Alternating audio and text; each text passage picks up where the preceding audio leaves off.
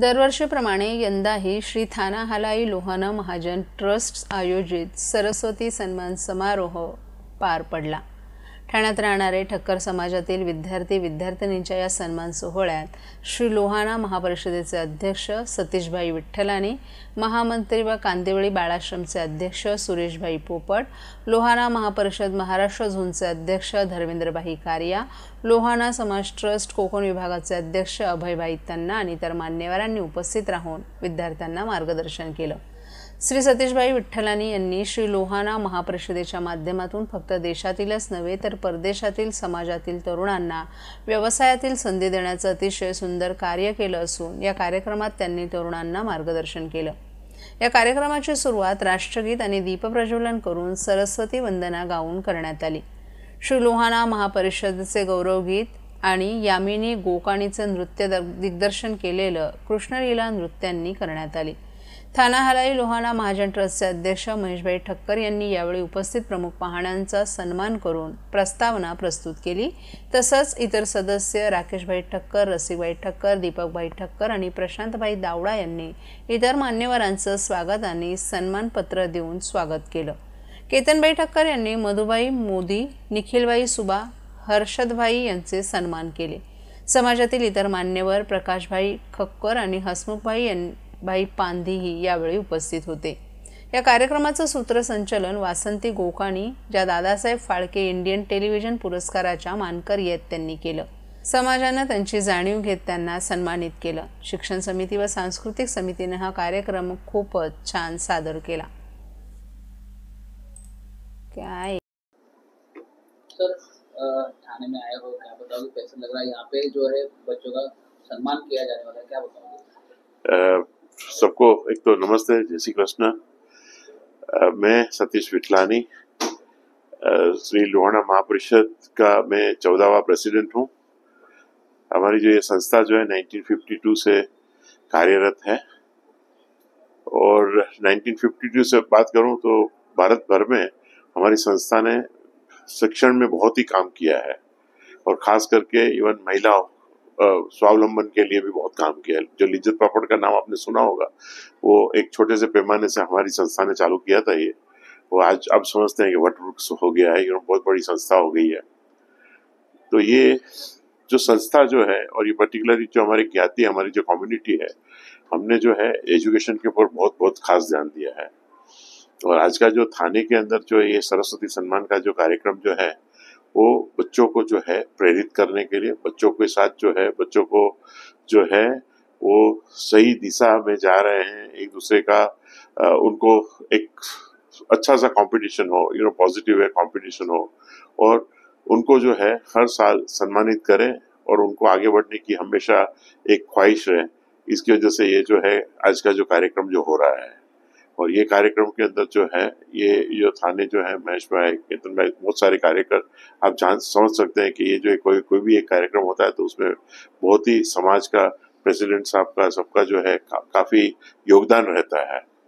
तो हम जो है ये सबको शुभेच्छा देते हुए और हमारे जो ये जो भारत जो है अपनी नेशन बिल्डिंग अ नेशन जो है, उसमें हमारा एक छोटा सा योगदान है कि हम भी जो है ये समाज के साथ हमारे बच्चे जुड़े, आगे समाज के अंदर जो डेवलपमेंट हो रहा है, जो एजुकेशन के ऊपर जो हमारे प्रधानमंत्री और ये हमारे जो इधर जो एकनाथ शिंदे साहब और फडणवीस साहब जो काम कर रहे हैं एजुकेशन के लिए, उसमें हमारा भी एक छोटा सा योगदान हो।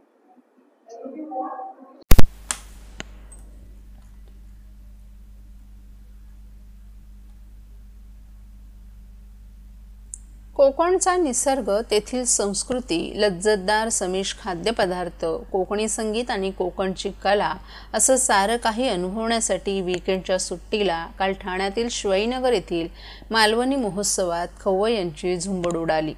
येत्या 19 जानेवारीपर्यंत हा मालवणी महोत्सव सुरू राहणार असून ठाणेकरांनी कोकणच्या या उत्सवात सहभागी होण्याचं आवाहन आयोजक सीताराम राहणी यांनी केले।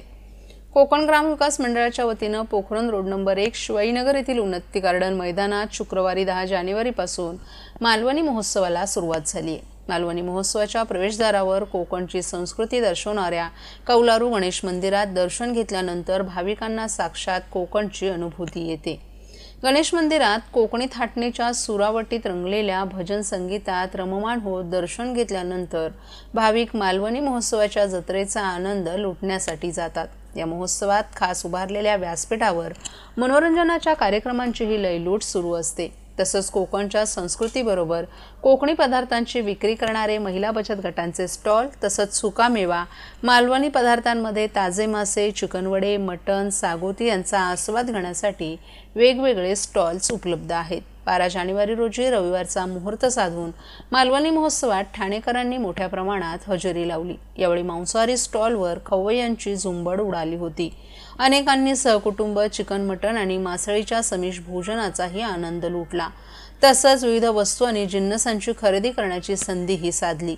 यावेळी आयोजक सीताराम राणे आणि कोकस ग्रामविकास मंडळाच्या स्वयंसेवकांची टीम महोत्सवाच्या उत्तम नियोजनाचं काम पार पाडत आहे।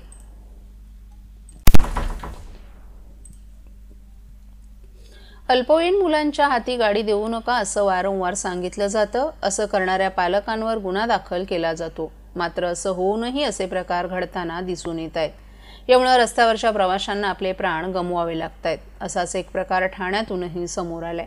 ठाण्यात एका 15 वर्षाच्या मुलानं 2 रिक्षांना उडवल्याचा प्रकार घडलाय। यामुळे परिसरातही खळबळ उडाली आहे। 15 वर्षाच्या मुलाच्या हाती पिकअप वाहन चालवायला देण्यात आलं होतं। अल्पवयीन मुलानं दिलेल्या ठोकरीनंतर या घटनेत एकाचा जागीच मृत्यू तर 1 जण गंभीर जखमी झालाय। त्याच्यावर ठाणे जिल्हा शासकीय रुग्णालयात उपचार सुरू आहेत। ठाण्यातील घोडबंदर आनंदनगर येथे मध्यरात्री ही घटना घडली। या प्रकरणी अल्पवयीन मुलाच्या वडिलांवर गुन्हा दाखल करण्यात आलाय। तसंच पाल्य आणि पालकांना पोलिसांच्या ताब्यात देण्यात आले। रिक्षाला धडक देऊन 15 वर्षीय मुलगा चालवत असलेले पिकअप खड्ड्यात पडलं। मेट्रोच्या कामानिमित्त रस्त्याच्या बाजूला खोदलेल्या खड्ड्यामध्ये पडून हा अपघात झाला। या प्रकरणी कासरडोली पोलीस ठाण्यात गुन्हा दाखल करण्यात आला असून अल्पवयीन मुलांना वाहन चालवायला देऊ नका असं आवाहन पोलिसांच्या वतीनं करण्यात आले। महाराष्ट्रातील भगिनींना आधार देणारी राज्य शासनाची मुख्यमंत्री माझी लाडकी बहीण योजना। या योजनेअंतर्गत अल्प उत्पन्न गटातील 21 ते 65 वयोगटाच्या भगिनींना मिळणार दरमहा 1500 रुपयाची मदत। अर्ज करण्यासाठी 31 ऑगस्ट 2024 पर्यंत मुदतवाढ। कुटुंबाचं वार्षिक उत्पन्न 2.5 लाख रुपयांपेक्षा कमी असलेल्या महिला पात्र। कुटुंबाकडे पिवळं किंवा केशरी रेशन कार्ड असल्यास उत्पन्नाचा दाखला आवश्यक नाही। पांढरं रेशन कार्ड असेल किंवा रेशन कार्ड नसेल तर कुटुंबाचं वार्षिक उत्पन्न 2.5 लाखांपेक्षा कमी असल्याचा दाखला आवश्यक। योजनेसाठीचा ऑनलाईन अर्ज नारी शक्ती दूत ॲप वरून किंवा पोर्टलवर भरता येईल। ज्या भगिनींना ऑनलाईन अर्ज भरता येत नसेल त्यांच्यासाठी अंगणवाडी, ग्रामपंचायत, वॉर्ड ऑफिस, सेतू सुविधा केंद्रामध्ये किंवा आशाताई बचत गटाच्या CRP यांची मदत उपलब्ध। आता आपल्याला अभिमानाने म्हणता येईल, सुखी आणि सुरक्षित आहे माझी लाडकी बहीण। ठाण्यातील उपवन तलाव परिसरात सुरू असलेल्या विहंग संस्कृती आर्ट फेस्टिवलनं शनिवारी ठाणेकरांना सांस्कृतिक पर्वणी अनुभवायला मिळाली। या कार्यक्रमात उपमुख्यमंत्री एकनाथ शिंदे यांच्या हस्ते भारतीय क्रिकेट संघाचा उदयोन्मुख फलंदाज यशस्वी जयस्वाल याला प्रतिष्ठित शिवगौरव पुरस्कारानं सन्मानित करण्यात आलं। या कार्यक्रमाचं आयोजन परिवहन मंत्री प्रताप सरनाईक यांच्या पुढाकारानं करण्यात आले। यावेळी व्यासपीठावर गायक अभिजित भट्टाचार्य, ठाणे जिल्हाधिकारी अशोक शिणगारे, MCHI ठाणेचे अध्यक्ष जितेंद्र मेहता, माजी नगरसेविका परिषा सरनाईक, माजी नगरसेवक पूर्वेश सरनाईक, विहंग सरनाईक, संजय पाटील आदी मान्यवरही उपस्थित होते। सांस्कृतिक फेस्टिवलमध्ये विविध कार्यक्रमांचा समावेश करण्यात आलाय। विशेषतः अभिजित भट्टाचार्य यांच्या गाण्यानं उपस्थितांना मंत्रमुग्ध केलं। त्यांनी सादर केलेल्या गाण्यांनी शनिवार संध्याकाळ अविस्मरणीय ठरली। उपवन तलाव परिसरातील या कार्यक्रमानं ठाण्यातील नागरिकांच्या सहभागाला आणि संस्कृतीच्या जपणुकीला एक नवीन दिशा दिली आहे। विहंग संस्कृती आर्ट फेस्टिवलनं ठाणेकरांच्या मनात आनंद निर्माण केला असून हा महोत्सव पुढील काही दिवसांमध्ये आणखीनच रंगणार असल्याचं दिसून आलं।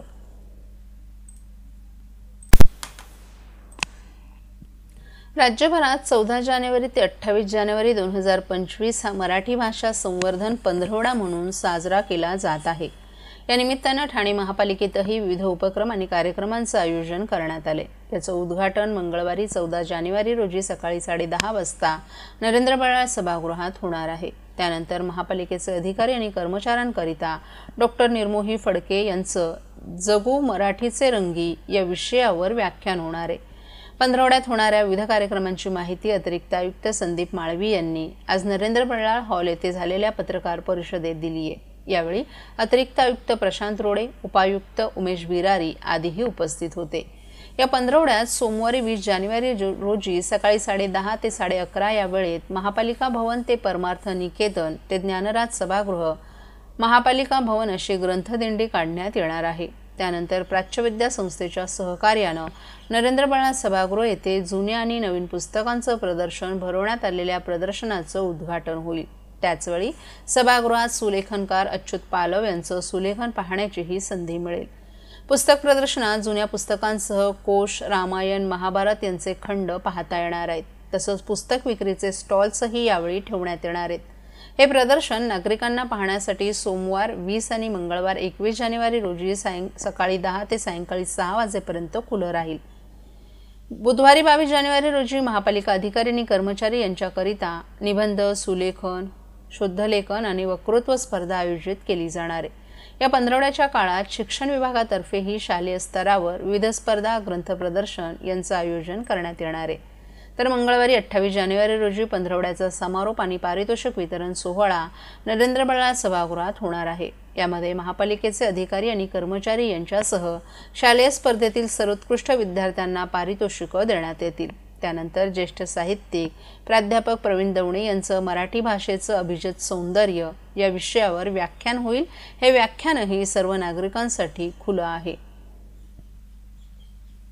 इथे प्राचीन जे ग्रंथ आहेत, मग रामायण असेल, महाभारत असेल, तर त्याच्यापेक्षाही अजून कुठले प्राचीन ग्रंथ असतील तर प्राच्यविद्या संस्था जी आपली आहेत त्याच्या माध्यमातून, त्यांच्या समन्वयातून आपण इथे आपले जे ज्ञानपीठ पुरस्कार विजेते असतील, साहित्यिक असतील, त्यांची साहित्य आपण या हॉलमध्ये आपण प्रदर्शनासाठी उपलब्ध करून देणार आहोत. त्याचबरोबर आपण निबंध स्पर्धा, सुलेखन स्पर्धा, शुद्धलेखन स्पर्धा, वक्तृत्व स्पर्धा अनेक स्पर्धांचं आपण आयोजन केलेलं आहे. त्याला चांगले पुरस्कारही दिलेले आहेत. त्यांनी सगळ्यांनी या स्पर्धेमध्ये सहभागी व्हावं.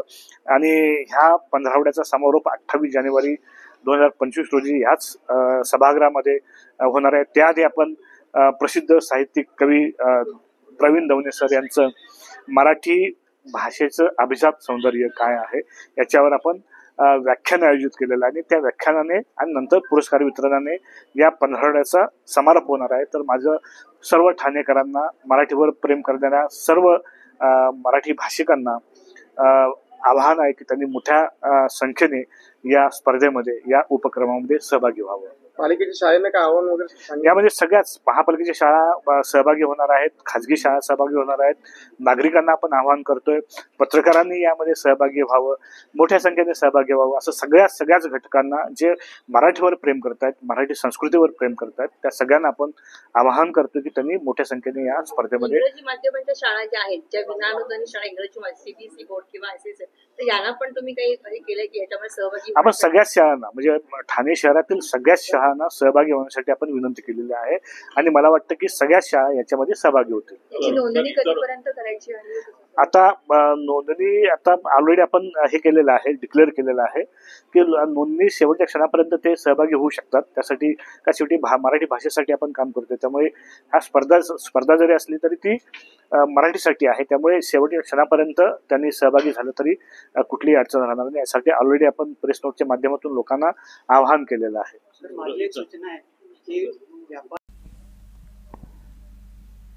मध्य रेल्वेचे सर्वाधिक गर्दीचं रेल्वे स्थानक असलेल्या ठाणे रेल्वे स्थानकाचा कायापालट होणार आहे. पुनर्विकासात येथे 11 मजल्यांचा भव्य टॉवर उभारण्यात येणार आहे. रेल्वे जमीन विकास प्राधिकरणानं या प्रकल्पाचं टेंडर प्रसिद्ध केले. रेल्वे आणि ठाणे महापालिका या स्थानकाचा मल्टीमॉडेल ट्रान्झिस्ट हब म्हणून विकास करत आहे.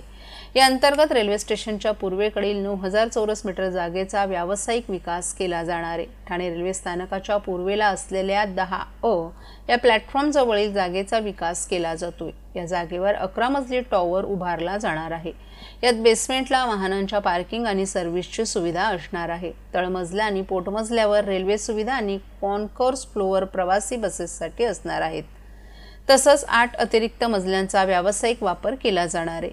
रेल्वे जमीन विकास प्राधिकरण 8 मजल्यातील 24,280 चौरस मीटर बिल्टअप जागा 60 वर्षांच्या भाडे करारावर देणार आहे. भाडेतत्वावरील क्षेत्र बेअरशेल संरचना म्हणून दिलं जाणार आहे. कॉमन एरिया आणि युटिलिटीजचं बांधकाम रेल्वे प्राधिकरण करणार आहे. हा 11 मजली टॉवर एक इमारत बांधून झाल्यानंतर त्यातील जागा 30 जून 2026 पर्यंत भाडेतत्वावर हस्तांतरित केलं जाणार आहे.